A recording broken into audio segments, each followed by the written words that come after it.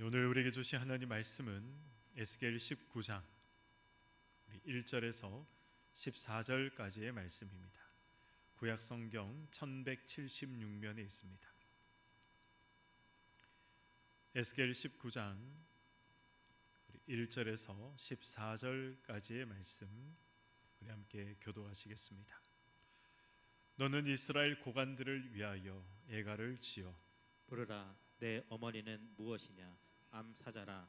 그가 사자들 가운데에 엎드려 젊은 사자 중에서 그 새끼를 기르는데 그 새끼 하나를 키우매 젊은 사자가 되어 먹이 물어뜯기를 배워 사람을 삼키매 이방이 듣고 함정으로 그를 잡아 갈고리로 깨어 끌고 애굽 땅으로 간지라.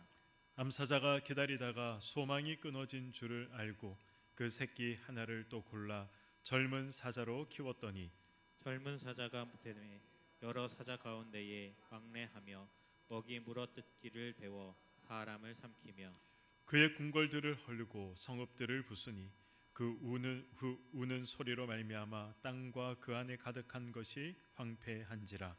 이방이 포위하고 있는 지방에서 그를 치러 와서 그의 위에 그물을 치고 함정에 잡아 우리에 넣고 갈고리를 꿰어 끌고 바벨론 왕에게 이르렀나니 그를 옥에 가두어 그 소리가 다시 이스라엘 산에 들리지 아니하게 하려 함이라. 내 피의 어머니는 물가에 심겨진 포도나무 같아서 물이 많음으로 열매가 많고 가지가 무성하며 그 가지들은 강하여 권세 잡은 자의 규가 될 만한데 그 하나의 키가 굵은 가지 가운데에서 높았으며 많은 가지 가운데에서 뛰어나 보이다가 분노 중에 뽑혀서 땅에 던짐을 당하매 그 열매는 동풍에 마르고 그 강한 가지들은 꺾이고 말라 불에 탔더니 이제는 광야 메마르고 가뭄이 든 땅에 심어진 바 되고 불이 그 가지 중 하나에서부터 나와 그 열매를 태우니 권세 잡은 자의 규가 될 만한 강한 가지가 없도다 하라. 이것이 애가라. 후에도 애가가 되리라.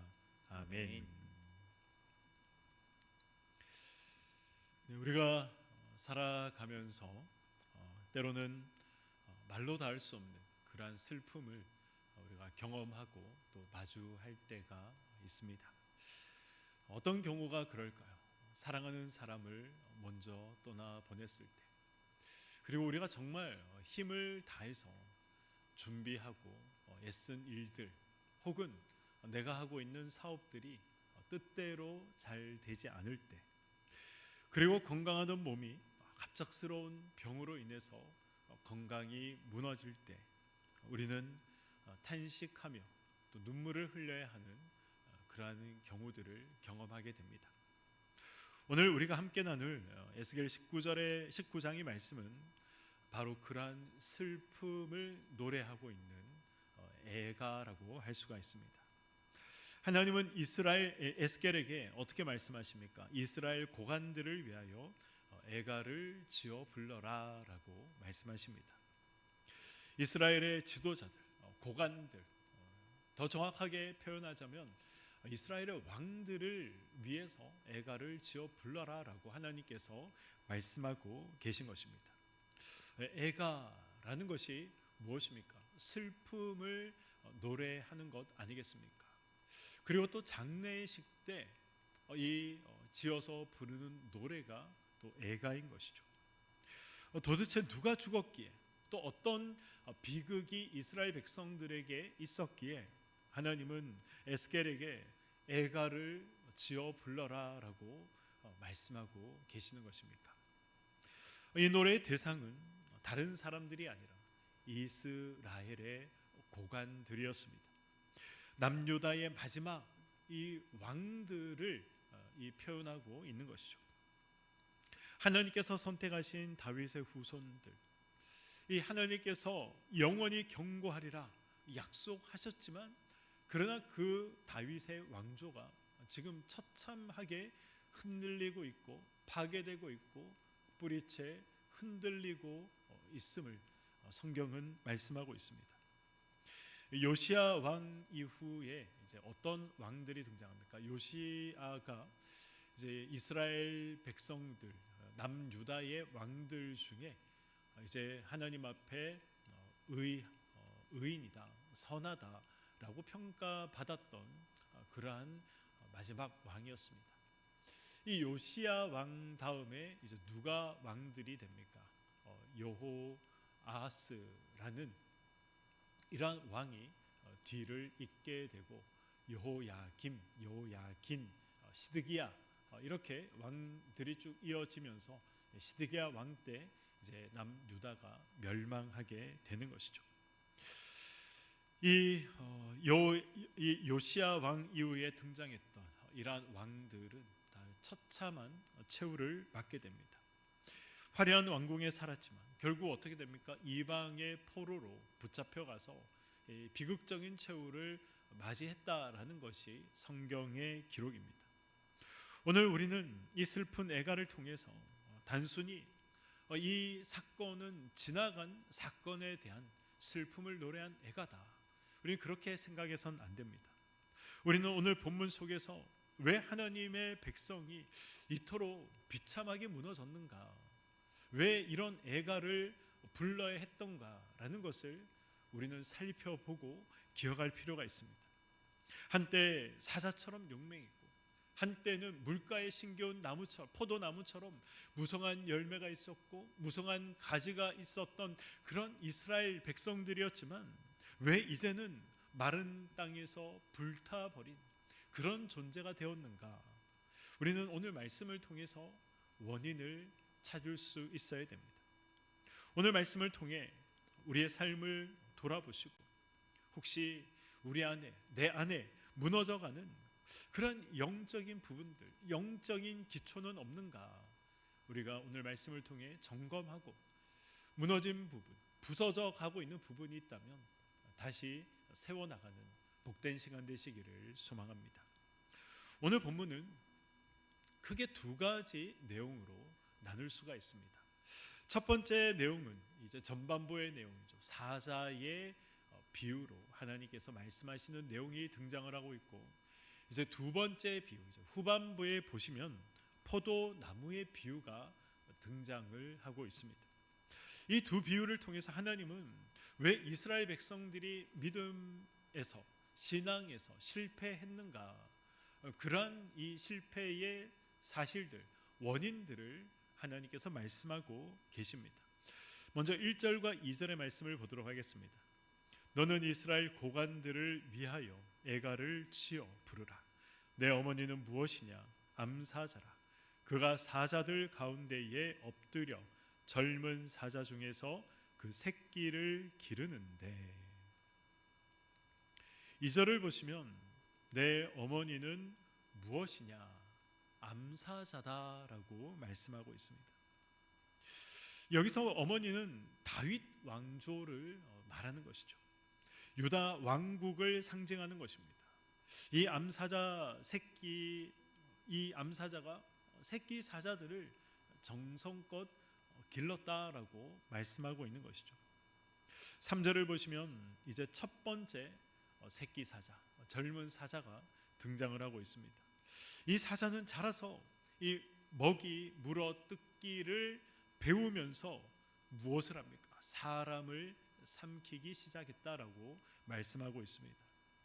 이 첫 번째 사자는 요시야의 아들 여호아하스를 의미합니다.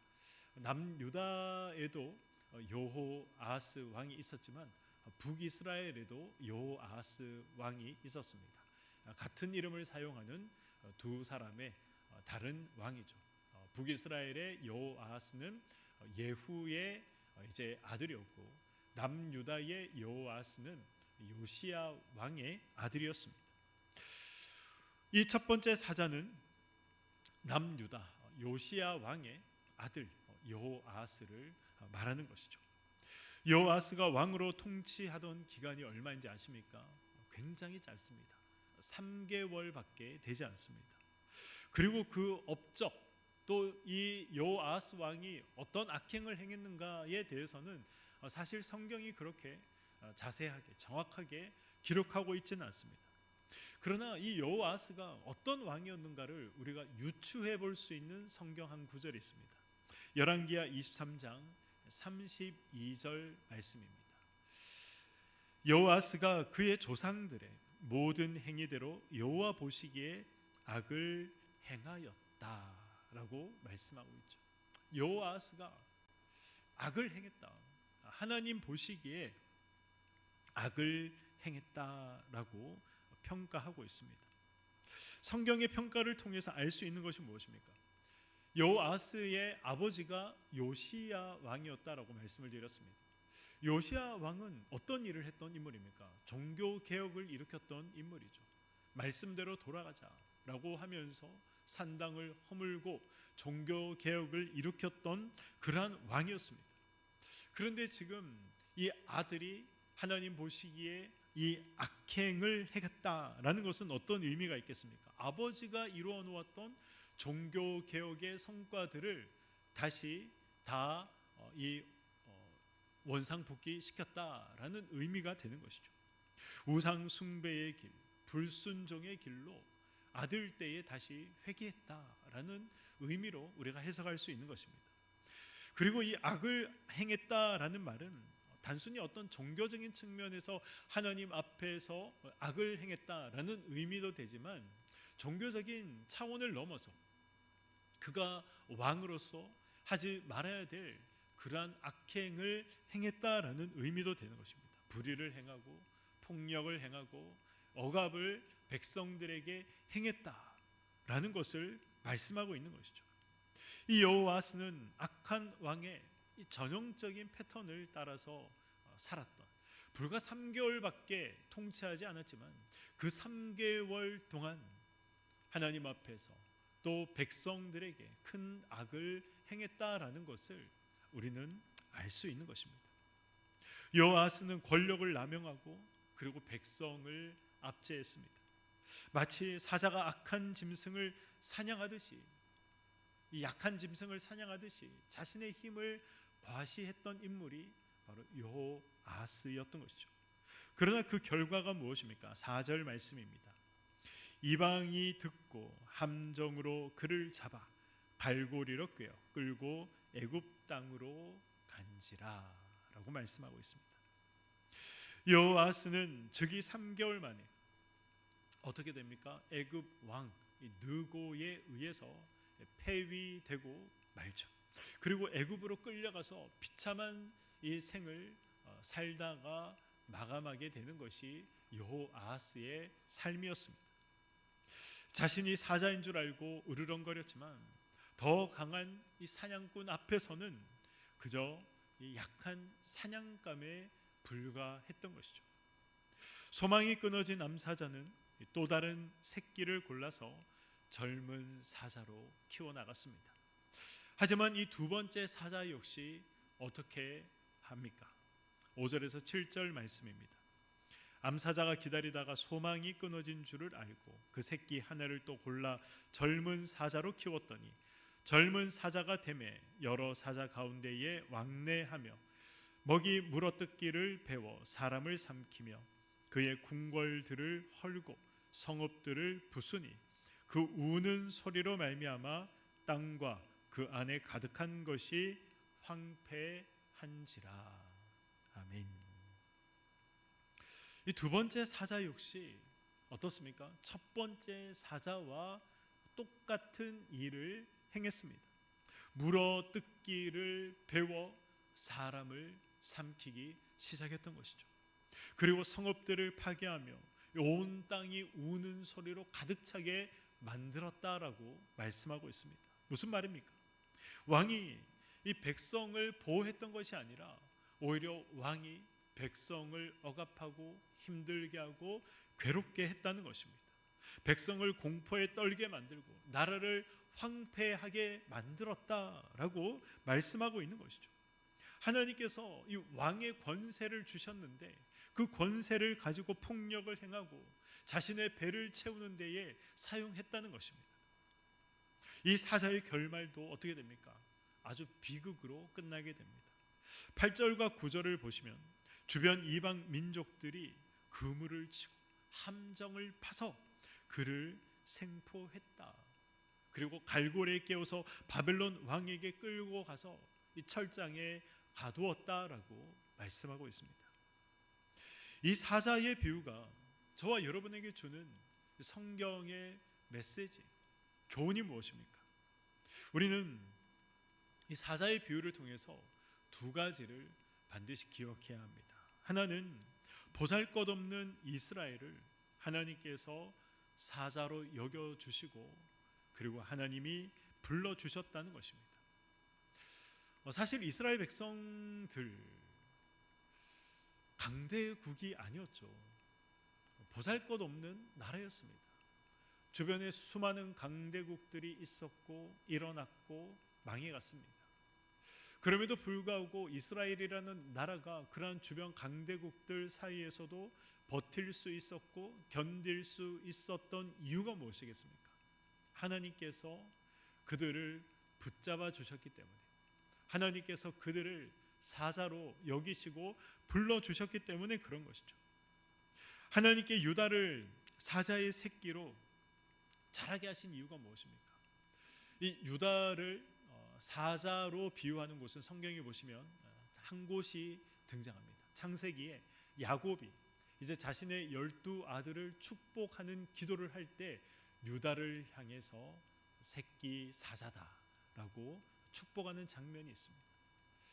그래서 이 유다를 하나님께서 지금 사자에 비유하고 계신 것이죠. 하나님께서 이 새끼 사자로 자라게 하신 이유, 사자에 비유하신 이유가 무엇입니까? 목자의 심장을 가진 왕이 되라는 것이죠.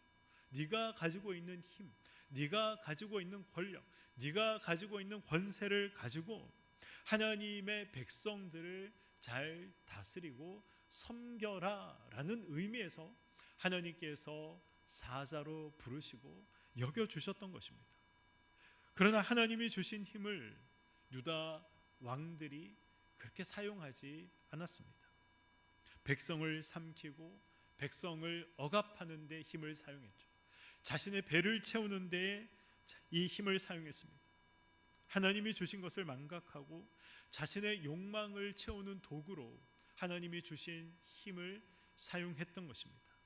그때 그 힘은 어떤 힘이 됩니까? 자신을 파괴하고 남유다라는 이 이스라엘 공동체를 파괴하는 그러한 도구로 사용되었던 것이죠. 하나님은 저와 여러분을 부르셨습니다.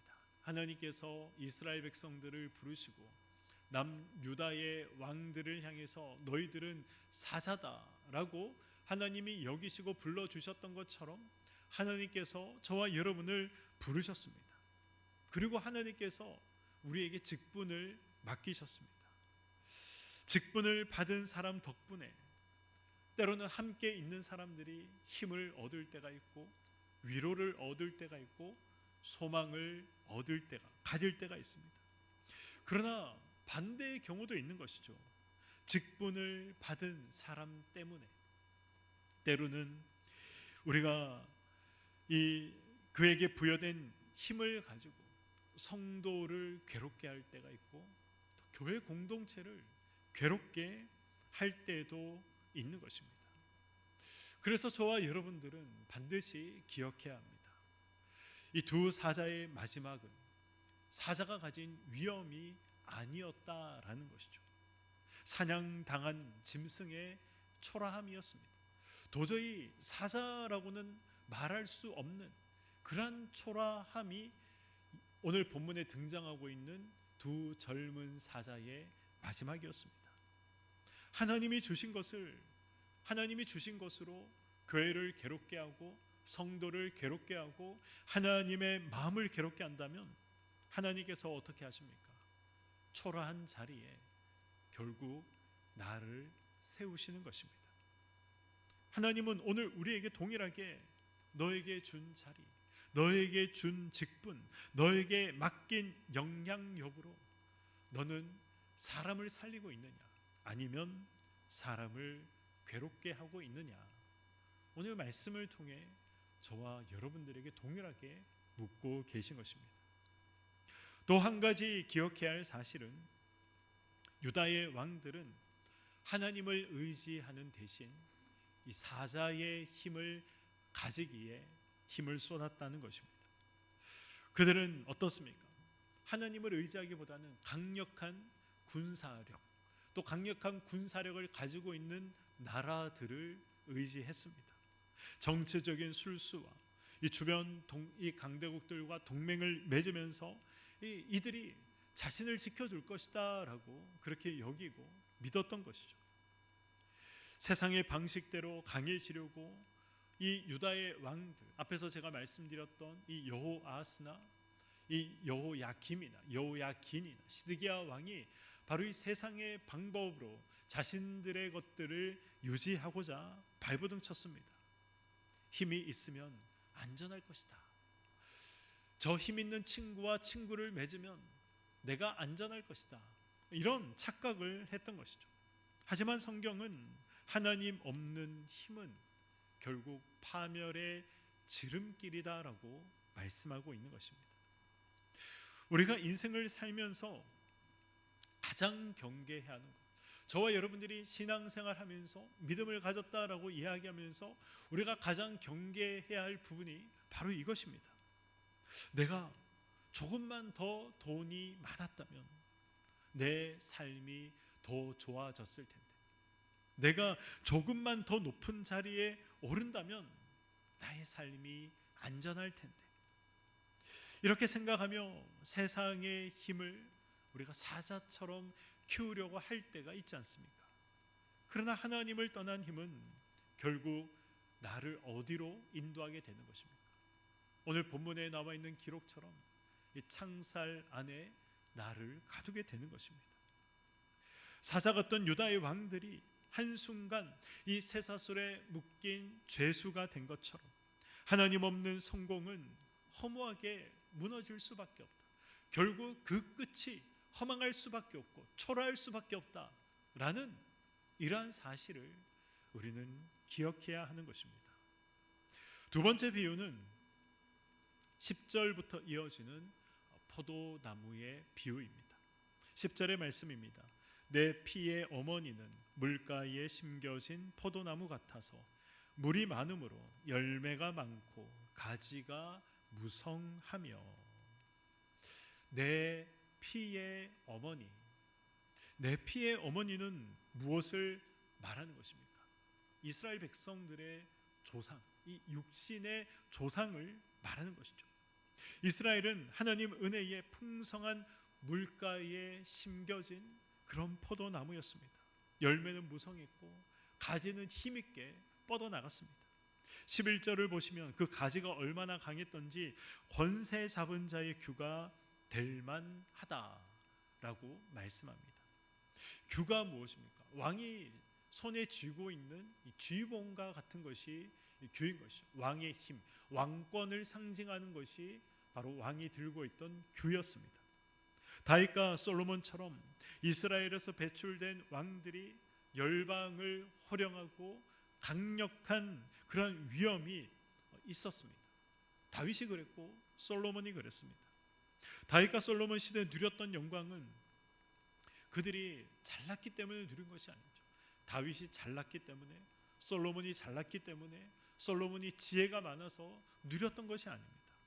하나님께서 다윗을, 솔로몬을 물가에 심어주셨기 때문이고, 다윗과 솔로몬은 나는 물가에 심겨진, 하나님께서 심어두신 그런 존재다라는 것을 그들이 알았기 때문에, 그래서 누렸던 하나님의 전적인 은혜였던 것입니다.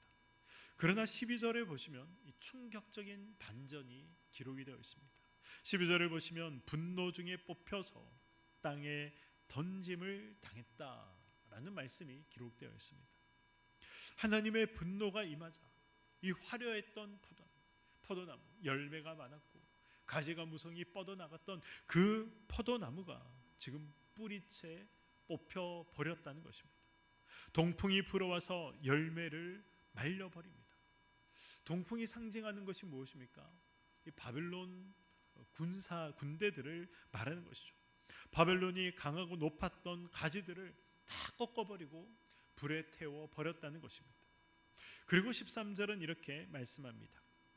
이제는 광야 메마르고 가물이 든 땅에 심어진 바 되고, 물가에 심겼던 나무가 이제 뿌리가 뽑혀서 물 한 방울 없는 광야로 옮겨졌다라고 말씀하고 있는 것이죠. 이 말씀이 의미하는 것, 상징하는 것이 무엇입니까? 예루살렘에서 바벨론으로 끌려간 이 사건을 말씀하고 있는 것입니다. 하나님의 임재와 축복이 있던 이 약속의 땅, 그들이 약속의 땅에서 쫓겨나서 영적으로 육적으로 척박한 이 이방의 땅에서 고통받게 된 사건, 그것을 말씀하고 있는 것이죠. 더 비참한 것은 14절의 말씀입니다. 불이 그 가지 중 하나에서부터 나와 그 열매를 태우니 권세 잡은 자의 규가 될 만한 강한 가지가 없도다 하라. 이것이 애가라. 후에도 애가가 되리라. 14절을 보시면 이 불이 그 가지 중 하나에서부터 나왔다라고 말씀하고 있습니다. 불이 지금 어디에서부터 나온 것입니까? 외부로부터 어떤 불씨가 날아와서 불타버린 것이 아니라 이 자기 가지에서 불이 나왔다라고 말씀하고 있는 것이죠. 이것은 무엇을 의미합니까? 시드기야 왕의 어리석은 행동을 말하는 것입니다. 시드기야의 어리석은 반란과 배신이 결국 어떻게 됩니까? 하나님께서는 바빌론에 의해서 이스라엘이 징계받고 심판받는 것, 그것이 하나님의 뜻이다 라고 하나님께서 이스라엘의 선지자들을 통해서 말씀하셨습니다. 그럼에도 불구하고 시드기야 왕이 어떻게 합니까? 애굽과 동맹을 맺게 되죠. 그리고 우리가 저 바벨론을 견제하자라고 생각을 하고 이 애굽과 동맹을 맺게 됩니다. 그런데 이것이 바벨론 왕에게는 이 엄청난 화를 불러왔던 것이죠. 결국 이것 때문에 남유다는 지도에서 사라지게 되는 것입니다. 시드기야 왕의 이러한 이 어리석음 때문에 결국 예루살렘의 완전한 파괴를 자초하게 되었다는 것이고, 내부의 죄악, 또 이 지도자들의 타락이 공동체 전체를 불태우는 불씨가 되었다라고 말씀하고 있는 것입니다. 이 포도나무의 비유, 10절 이하에 등장하고 있는 이 포도나무의 비유가 우리에게 말씀하고 있는 것이 무엇입니까? 우리에게 지금 은혜의 상실을 경고하고 있습니다. 이스라엘은 자신들이 물가에 심겨진 포도나무와 같은 존재다라는 사실을 망각해버렸습니다. 그들은 자신들이 가지고 있는 굵고 키가 큰 것, 그 가지들, 많은 열매들, 그런 것들만 자랑을 했지 하나님의 은혜다라는 사실을 그들은 생각하지 못했던 것이죠. 하나님의 은혜를 망각했기 때문에 교만이 찾아왔고, 하나님은 그러한 교만을 경멸히 여기셨던 것입니다. 우리가 하나님이 주신 은혜를 나의 권리로 여기고 하나님이 주신 은혜를 우리가 망각하는 순간 감사는 사라지고 교만이 싹트게 되는 것입니다. 그리고 하나님은 그 교만의 가지를 반드시 꺾으십니다. 우리가 지금 누리고 있는 모든 것이 물가에 심겨진 포도나무 같은 그런 하나님의 은혜라는 사실을 우리는 잊지 말고 기억해야 합니다. 지금 내가 누리고 있는 모든 것, 작은 것에서부터 큰 것에 이르기까지 모든 것이 다 하나님의 은혜다라는 이 사실을 우리가 망각해 버린다면 하나님께서 우리를 물가에 심겨진 우리를 뽑아서 광야에 옮겨 심으시는 것입니다. 오늘 말씀을 맺도록 하겠습니다.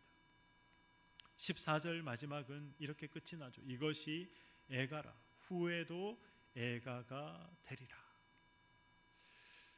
이 결론은 사실 굉장히 가슴 아픈 결론입니다. 슬픈 역사가 당시의 역사로 끝나지 않도록 하겠다는 것이죠. 지금 너희들이 부르는 이 애가가 너희들 때에서 끝나는 것이 아니라 영원히 애가 슬픈 노래가 되도록 두고두고 불려지고 두고두고 기억되게 하겠다라는 하나님의 말씀인 것입니다. 성경이 우리에게 에스겔의 애가를 들려주시는 이유가 무엇입니까? 너희는 이스라엘 왕들처럼 세상의 힘을 의지하는 그런 사자가 되지 말라는 것입니다. 너희는 은혜를 잊고 교만하여 이 꺾이는 그러한 포도나무가 되지 말라는 것입니다. 우리 인생의 마지막이 애가로 끝나서는 결코 안 될 것입니다. 내 인생은 헛된 인생이었구나. 내 인생은 슬픈 인생이었구나. 내 인생은 헛된 것만 쫓다가 끝나는 인생이 되었구나. 이런 후회의 노래가 우리 인생의 마지막의 노래가 되어서는 절대 안 될 것입니다. 우리의 인생은 하나님을 찬양하는 애가가 아니라 찬가가 되어야 하는 것이죠. 애가가 아니라 찬가가 되기 위해서는 저와 여러분들이 어떤 삶, 어떤 인생을 지금부터 살아가야 하겠습니까? 본문에 기록된 남유다와 이스라엘과 정확히 반대되는 인생을 살아가면 되는 것입니다. 세상의 힘이 아니라 하나님을 나의 힘으로 삼으며 살아가면 우리의 인생은 애가의 인생이 아니라 찬가의 인생이 되는 것이죠. 사자의 이빨과 발톱을 의지하지 말고 하나님의 이름을 우리가 의지하면 애가의 인생이 아니라 찬가의 인생이 되는 것입니다. 그리고 내가 서 있는 곳이 하나님 은혜의 물가라는 사실을 기억하고 우리가 감사가 사라지지 않고 겸손이 사라지지 않을 때 애가의 인생이 아니라 찬가의 인생이 될 수 있는 것입니다. 열매가 많고 가지가 무성할수록 더욱 낮아져서 그 뿌리를 강물 깊은 곳에 뿌리 내리는 그런 성도, 그런 신앙인이 저와 여러분이 되어야 할 것입니다. 혹시 광야와 같은 메마른 땅에 내가 심겨졌다라고 생각하는 분이 계십니까? 사업이 어렵고 직장 생활이 어렵고 관계가 깨어지고 건강이 무너져서 마치 나는 불에 탄 포도나무와 같다라고 느껴지는 분이 계십니까? 절망하지 마시길 바랍니다. 오늘 애가는 애가로서 끝나지 않습니다. 물론 14절은 이 애가가 너희 당대의 애가가 아니라 앞으로도 애가로 불려질 것이다 라고 말씀하고 있지만, 그러나 성경 전체를 보시기 바랍니다. 성경 전체를 본다면 이스라엘의 애가는 애가로서 끝나지 않는다는 것을 우리가 확인할 수 있습니다. 절망의 끝에서 하나님은 희망의 싹을 준비하고 계십니다. 에스겔은 끊임없이 하나님의 심판과 징계와 저주에 대해서 말씀하고 있지만, 그러나 에스겔의 마지막을 보시면 희망을 노래하고 있습니다. 소망을 노래하고 있습니다. 이스라엘의 실패에도 불구하고 다윗 가문에서 결코 꺾이지 않는 영원한 가지, 참된 왕을 보내실 것을 하나님께서 약속하시지 않습니까? 그분이 누구입니까? 바로 예수 그리스도인 것이죠. 그분께, 예수 그리스도에게 우리가 붙어 있기만 하면 우리는 결코 마를 내야 마를 수가 없는 것입니다. 풍성한 생명의 열매를 우리가 계속해서 맺어 나갈 수 있는 것입니다. 오늘 이 애가를 통해 저와 여러분의 삶을 한번 돌아보시기를 소망합니다.